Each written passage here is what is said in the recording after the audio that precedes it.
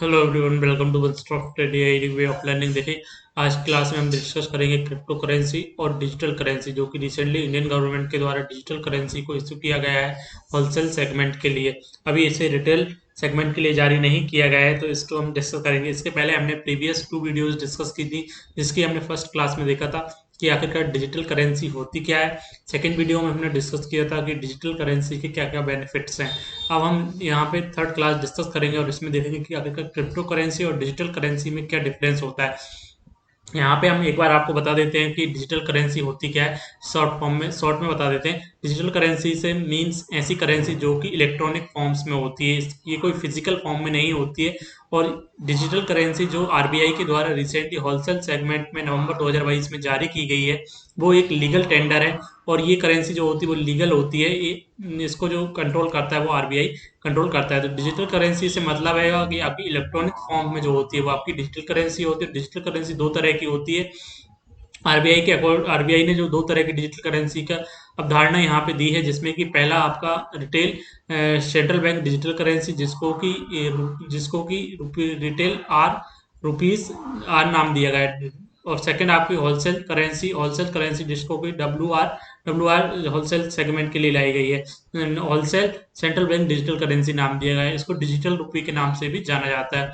तो ये आपको डिजिटल करेंसी, यहाँ पे हमने इसकी डिटेल में, यदि आप वीडियो देखना चाहते हैं डिजिटल करेंसी के बेनिफिट और डिजिटल करेंसी का डिटेल वीडियो भी आप हमारे YouTube channel one stop study को विजिट करके देख सकते हैं। यहाँ पे हम क्रिप्टो करेंसी और डिजिटल करेंसी में क्या डिफरेंस होता है उसको डिस्कस करते हैं। देखिए डिजिटल करेंसी जो इंडिया में रिसेंटली अभी RBI reserve bank of India के द्वारा पायलट प्रोजेक्ट के तहत 9 बैंकों के लिए होलसेल सेगमेंट में जारी की गई है, उसके डिजिटल हम बात की गई है। और डिजिटल रुपए की हम बात करें तो डिजिटल रुपए की अवधारणा बिटकॉइन जैसी क्रिप्टो करेंसी से ही प्रेरित है। लेकिन लेकिन मोस्ट डिफरेंस जो होता है वो ये होता है कि the far most difference is the central bank digital currency, या जिसको डिजिटल रुपये का नाम दिया गया है, ये आपकी सेंट्रलाइज होती है, केंद्रीय होती है।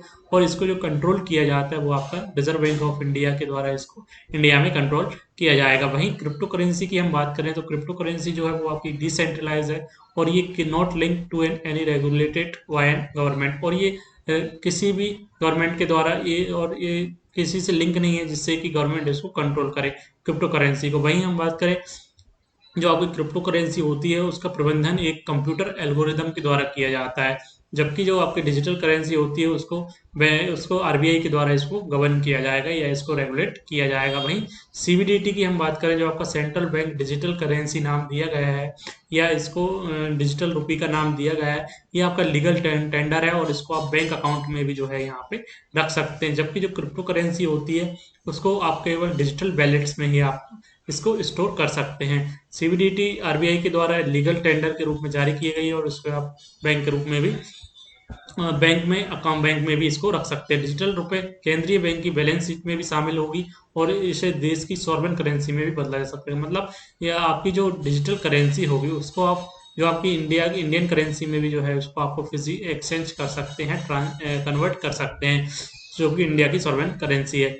वहीं हम बात करें CBDT is must safer, CBDT की हम बात करें सेंट्रल बैंक डिजिटल करेंसी की, तो ये क्रिप्टो करेंसी के कंपेयर में क्यों सेफ है, क्योंकि इस पे जो सीबीडीटी पे जो कंट्रोल होता है वो पूरा गवर्नमेंट का कंट्रोल होता है। और crypto currency bitcoin ether and other are being used for, लेकिन जो क्रिप्टो करेंसी है उन पे गवर्नमेंट का कंट्रोल नहीं होता है। और ये यूज़ की जा सकती है मनी लॉन्ड्रिंग में, यूज़ की सकती है टैक्स इन्वेंशन में, और टेरर फाइनेंसिंग में भी जो है क्रिप्टो करेंसी यूज़ की जा सकती है। तो ये बिटकॉइन और ईथर से काफ़ी डिफरेंट है आपकी सेंट्रल बैंक डिजिटल करेंसी, जिसको कि रिजर्व बैंक ऑफ इंडिया के द्वारा इसको जारी किया गया है। अभी इसको रिटेल यूज में नहीं किया, मतलब इसको अभी पब्लिक यूज नहीं कर सकती, रिटेल सेक्टर में इसको नहीं लाया गया है, इसको अभी होलसेल सेगमेंट में लाया गया है। और इस पायलट प्रोजेक्ट जो आरबीआई का है उसके अंतर्गत इंडिया के जो 9 बैंक हैं, चुनिंदा बैंक हैं, उन्हीं में जो है इसको अभी होलसेल सेगमेंट के लिए इसको जारी किया गया है। तो ये सारे पॉइंट हमको याद रखने हैं। यहाँ पे हमने डिस्कस किया कि क्रिप्टो करेंसी और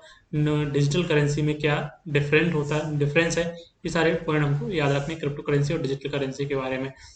तो ये all about the crypto currency और डिजिटल करेंसी, इसको कि हमने यहाँ पे डिस्कस किया। यदि आपको वीडियो चला तो हमारे यूट्यूब चैनल को वन स्टॉप स्टडी को सब्सक्राइब कर लें, साथ बेल आइकन को प्रेस कर लें, जिससे कि जब भी नया वीडियो नोटिफिकेशन मिल जाएगा। Thanks for watching, thank you.